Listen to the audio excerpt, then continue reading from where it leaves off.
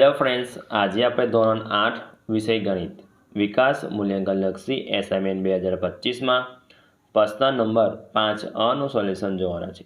જો વિદ્યાર્થી મિત્રો હજુ સુધી આપણી ચેનલને સબસ્ક્રાઇબ ના કરી હોય તો કરી લેજો, બાજુમાં આવેલા બેલ આઇકન દબાવી દેજો જેથી આવનારા વિડીયો નોટિફિકેશન તમને મળતું રહે। ચાલો આપણે સોલ્યુશન જોઈ લઈએ। પ્રશ્ન નંબર 5 નીચેના પ્રશ્નનો માંગ્યા મુજબ જવાબ લખો। તો ચેપ્ટર નંબર 5માં છે તો પહેલું છે નીચેની સંખ્યાના વર્ગ કરતાં મળતી સંખ્યાનો એકમનો અંક લખો।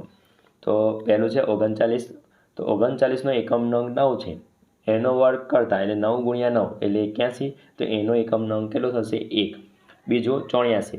84નો એકમનો અંક 4 છે, તો એટલે 4 ગુણ્યા 4 એટલે 16, તો 84નો વર્ગનો સંખ્યાનો એકમનો અંક 6 થશે। ત્રીજું 38। 38નો એકમનો અંક 8 છે અને 8 ગુણ્યા 8 એટલે 64, તો 38નો વર્ગ સંખ્યાનો એકમનો અંક 4 છે। ચોથું 52। 52નો એકમનો અંક 2 છે અને 2 ગુણ્યા 2 એટલે 4, તો 52નો વર્ગ કરતાં સંખ્યાનો એકમનો અંક થશે 4। પાંચમો 73। 73નો એકમનો અંક 3 છે અને 3 ગુણ્યા 3 એટલે 9, 73નો વર્ગ સંખ્યાનો એકમ થશે 9। છઠ્ઠું 87। 87નો એકમનો અંક 7 છે, તો 77 49 એટલે કે એનો વર્ગ એકમનો અંક થશે 9। સાતમું 56। 56નો એકમનો અંક 6 છે અને 6 ગુણ્યા 6 એટલે 36, તો 36 એટલે 6 એકમ થશે, તો 56નો સંખ્યાનો એકમનો અંક 6 છે। આઠમું 95। 95નો એકમનો અંક 5 છે અને 5 ગુણ્યા 5 એટલે 25, તો 55નો વર્ગ સંખ્યાનો એકમનો અંક થશે 5। બીજું છે નીચેની સંખ્યાઓમાં જે સંખ્યા પૂર્ણવર્ગ હોવાથી શક્યતા હોય તેની સામે ખરું અને જે પૂર્ણવર્ગ ન હોય તેની સામે ખોટું કરો। તો નોંધ, જે સંખ્યાનો એકમનો અંક 0, 1, 4, 5, 6 કે 9 હોય તે પૂર્ણવર્ગ સંખ્યા હોય। તો ધ્યાન રાખજો વિદ્યાર્થી મિત્રો કે 0, 1, 4, 5, 6 કે 9 હોય તો એ પૂર્ણવર્ગ સંખ્યા છે અને શૂન્યની સંખ્યાની બેકી સંખ્યામાં હોય તો પૂર્ણવર્ગ સંખ્યા હોય। તો પહેલું જોઈ લઈએ આપણે। તો પહેલામાં આવશે ખરું।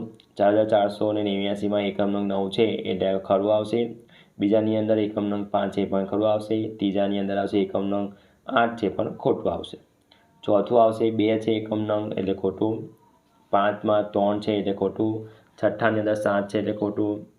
સાતમાની અંદર 0 છે પણ એકી સંખ્યામાં છે, બેકી સંખ્યામાં હોય તો ખરું, અહીંયા એકી સંખ્યામાં એટલે ખોટું। તો 8માં આવશે 1 છે એટલે ખરું આવશે। ત્રીજું વર્ગમૂળ શોધો।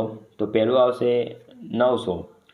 તો આ રીતે 450 ગુણ્યા 2 અને 225 ગુણ્યા 2 અને 75 ગુણ્યા 3 અને 25 ગુણ્યા 3 અને 5 એ 25 અને 5 એકા 5, એટલે કે અહીંયા 2 વખત છે, 3 વખત છે અને 5 એટલે 2નો વર્ગ ગુણ્યા 3નો વર્ગ ગુણ્યા 5નો વર્ગ લખી શકાય। વર્ગમૂળ લઈ લેતા 900નો વર્ગમૂળ થશે 2 ગુણ્યા 3 ગુણ્યા 5 એટલે થશે 30। બીજું લઈ લઈએ 784। તો 2 પહેલાં 2 વડે 4 એકમનો અંક 4 છે એટલે 2 વડે ભાગ 4 છે એટલે 392 ગુણ્યા 2, 196 ગુણ્યા 2, 98 ગુણ્યા 2, 49 ગુણ્યા 2, 49, 1 7 7, તો 784 ગુણ્યા 2નો વર્ગ ગુણ્યા 2નો વર્ગ ગુણ્યા 7નો વર્ગમૂળ લેતા તો 2નો વર્ગ છે એટલે અહીંયા 2 આવશે, 2 ગુણ્યા 2 ગુણ્યા 7 ગુણાકાર કરતા એટલે 28 આવશે। ત્રીજું 676। તો 338 ગુણ્યા 2, 169 ગુણ્યા 2 અને 13 ગુણ્યા 13, 1 ગુણ્યા 13, તો મૂકતા 776 ગુણ્યા 2નો વર્ગ ગુણ્યા 13નો વર્ગ, તો 2નો વર્ગ અહીંયા દૂર રહ્યું તો 2 ગુણ્યા 13 એટલે આવશે 676નો વર્ગમૂળ થશે 26। ચોથું છે 576। 288। ચોથું 576 થશે, અવયવ પાડતા 288 ગુણ્યા 2 576 થાય, 144 ગુણ્યા 2, 72 ગુણ્યા 2, 36 ગુણ્યા 2, 18 ગુણ્યા 2, 9 ગુણ્યા 2, 3 ગુણ્યા 3, 41 3। તો આ રીતે અવયવ પાડતા તો આપણને જવાબ આવશે 24 આવશે। ચોથું પાયથાગોરીય ત્રિપુટી બાકીની બે સંખ્યાઓ શોધો તો જેથી એક સંખ્યા 10 હોય। તો પહેલું 10 છે તો 2n બરાબર 10, તો nના છેદમાં 1 10ના છેદમાં 2 થશે એટલે n બરાબર આવશે 5। તો nનો વર્ગ ઓછા 1 એટલે 5નો વર્ગ ઓછા 1 બરાબર 5નો વર્ગ 25 ઓછા 1 એટલે 24 અને એનનો વર્ગ વત્તા 1 એટલે 5નો વર્ગ એટલે વત્તા 1, 25 વત્તા 1 એટલે આવશે 26. હવે બીજું જોઈ લઈએ. બીજું છે જેની સંખ્યા 14 હોય તો 2n બરાબર 14 એટલે n બરાબર 14/2 એટલે n બરાબર આવશે 7. તો nનો વર્ગ ઓછા 1 બરાબર 7નો વર્ગ ઓછા 1 બરાબર 49 ઓછા 1 એટલે 48 આવશે. nનો વર્ગ વત્તા 1 બરાબર 7નો વર્ગ વત્તા 1 બરાબર 49 વત્તા 1 બરાબર 50. ત્રીજું જેની સંખ્યા 6 હોય તો 2n બરાબર 6 એટલે n બરાબર 6/2 તો n બરાબર 3. તો nનો વર્ગ ઓછા 1 બરાબર તો 3નો વર્ગ ઓછા 1 9 ઓછા 1 તો 8 આવશે. nનો વર્ગ વત્તા 1 તો nનો વર્ગ વત્તા 1 બરાબર 9 વત્તા 1 બરાબર આવશે 10. આગળ વિદ્યાર્થી મિત્રો ચોથો છે જેની સંખ્યા 3 હોય તો આ વિદ્યાર્થી મિત્રો કદાચ રકમમાં ભૂલ હોઈ શકે, જવાબ આવતો નથી. તેથી હવે આગળ જોઈ લઈએ આપણે ચેપ્ટર નંબર 6. જવાબ લખો. તો ઘનમૂળમાં 343 તો અહીંયા આવશે 49 ભાગ પાડતા અવયવ પાડતા તો 49 × 7 અને 7 × 7 અને 1 × 7. તો આ રીતે આવશે 7 જવાબ આવશે. એ રીતે બીજું છે 216નું ઘનમૂળ તો આ રીતે અવયવ પાડતા તો આપણને આવશે અહીંયા 6 આવશે. અને ત્રીજું છે 125 તો આ રીતે અવયવ પાડતા 125 × 5 /25 1/5 એટલે આવશે અહીંયા આપણે 125નું ઘનમૂળ થશે 5. ચોથું છે 64નું ઘનમૂળ તો અવયવ પાડતા આપણે રીતે તો જવાબ આવશે 4.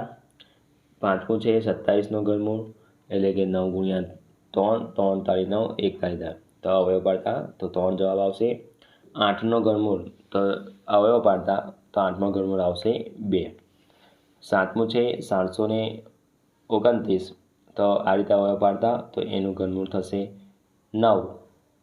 અને 8મું છે 512 અવયવ પાડતા આપણે તો આ રીતે શોધી શકાય તો એનું ઘનમૂળ નીકળશે 8. પ્રશ્ન નંબર 5 બ માંથી છે નીચેના દાખલા ગણો. Chapter number 6. પહેલું અવિભાજ્ય અવયવીકરણની રીતે ઘનમૂળ શોધો.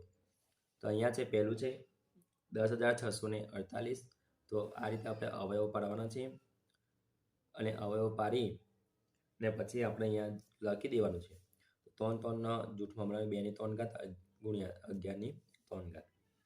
ઘનમૂળ લઈ લેવાનું છે તો 2 નો ઘનમૂળ ગુણ્યા 11 નો ઘનમૂળ એટલે અહીંયા ઘનમૂળ દૂર થશે એ આવશે 2 × 11 તો જવાબ આવશે 22. બીજું છે 4096 તો આ રીતે અવયવ પાડી લેવાનો છે વિદ્યાર્થી મિત્રો. અવયવ પાડતા ને આ રીતે આપણે લખી દેવાનું છે એટલે 2 ની 3 ઘાત ગુણ્યા 2 ની 3 ઘાત ગુણ્યા 2 ની 3 ઘાત ગુણ્યા 2 ની 3 ઘાત. વર્ગમૂળ દૂર થશે લઈ લેતા હોય બેનો બાજુ વર્ગમૂળ દૂર થાય તો 2 × 2 × 2 × 2 એટલે 16 જવાબ આવશે આપણો. ત્રીજું 3375 તો 3375 આ રીતે અવયવ પાડીશું. અવયવ પાડતા તો 3 × 3 × 3 એટલે 3 ની 3 ઘાત ગુણ્યા 5 × 5 × 5 એટલે 5 ની 3 ઘાત. બંને બાજુ ઘનમૂળ લઈ લેતા તો 3 × 5 એટલે 15 આવશે.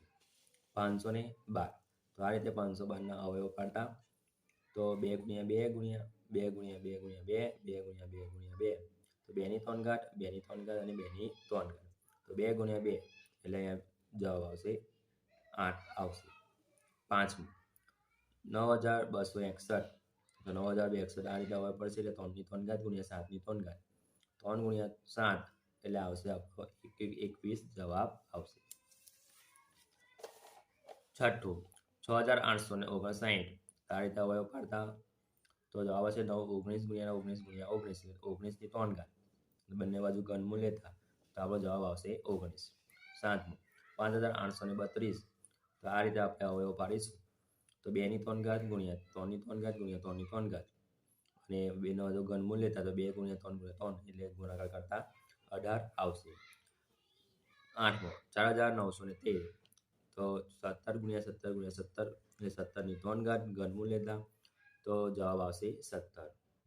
બીજું નીચેના પ્રશ્નોના જવાબ આપો. તો પહેલું છે 2000 ને નાનામાં નાની કઈ સંખ્યા વડે ભાગવાથી તે પૂર્ણધન સંખ્યા બને છે. તો આ રીતે અવિભાજ્ય અવયવ પાડી લેવાના છે. તો અહીંયા 2 × 2 એટલે 2 અહીંયા બચશે ભાગવાનું છે તો 2000 એ અવિભાજ્ય અવયવને 3 3 જોડ બનતા 2 બાકી રહે છે.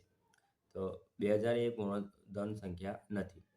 તો 2000 ભાગ્યા 2, તો અહીંયા ગુણાકાર કરીશું તો 1000 આવશે, ભાગાકાર કરીશું એટલે 2 ગુણ્યા 3 ગુણ્યા 5ની 3 ઘાત આવશે. એટલે 1000 એ પૂર્ણ ધન સંખ્યા છે. તો 2000 ને નાનામાં નાની સંખ્યા 2 વડે ભાગતા તે પૂર્ણ ધન બને છે. બીજો 864 ને નાનામાં નાની કઈ સંખ્યા વડે ગુણવાથી તે પૂર્ણ ધન સંખ્યા બને છે. તો અવયવો પાડીશું આપણે. તો અહીંયા 2ની 3 ઘાત થશે, 2ની 2 ઘાત છે એટલે અહીંયા 2ની 3 ઘાત કરવા માટે 2 વડે ગુણાકાર કરવો પડશે. તો હવે 864ના અવિભાજ્ય અવયવની 3 3ની જોડ બનવા માટે 2 ગુણ્યા 2 ગુણ્યા 2 બાકી રહે છે. તો 2 વડે ગુણાકાર કરીશું તો 1728 આવશે. એટલે કે 864ને નાનામાં નાની સંખ્યા 2 વડે ગુણતા તે પૂર્ણ ધન બને છે. ત્રીજો છે 6655ને નાનામાં નાની કઈ સંખ્યા વડે ભાગવાથી તે પૂર્ણ ધન બને. તો આ રીતે અવયવ પાડતા તો 5 બચે છે એટલે ભાગવાથી છે એટલે 3 3ની જોડ માટે 5 બાકી રહી જાય તો 5 વડે ભાગવા પડશે. તો 1331 આવશે. તો 6155ને નાનામાં નાની સંખ્યા 5 વડે ભાગવાથી તે પૂર્ણ ધન બને છે. ચોથું 1125ને નાનામાં નાની કઈ સંખ્યા વડે ગુણવાથી તે પૂર્ણ ધન સંખ્યા બને. તો આ રીતે અવયવ પાડીશું તો અહીંયા 3 3ની જોડમાં 3 ગુણ્યા 3 એટલે 1 બાકી રહી જાય એટલે 3 વડે ગુણાકાર કરવો પડશે એટલે 3375 આવશે. 3ની 3 ઘાત ગુણ્યા 5 3 ઘાત થશે તો 1125ને નાનામાં નાની સંખ્યા 3 વડે ગુણતાથી તે પૂર્ણ ધન બને છે. જો વિદ્યાર્થી મિત્રો આ વિડીયો ગમ્યો હોય તો લાઈક કરજો, તમારા ફ્રેન્ડ સાથે અચૂકથી શેર કરજો. હજુ સુધી આપણી ચેનલને સબસ્ક્રાઈબ ના કરી હોય તો કરી લેજો. બાજુમાં આવેલા બેલ આઇકન દબાવી દેજો જેથી આવા ઉપયોગી વિડીયો તમને મળતા રહે.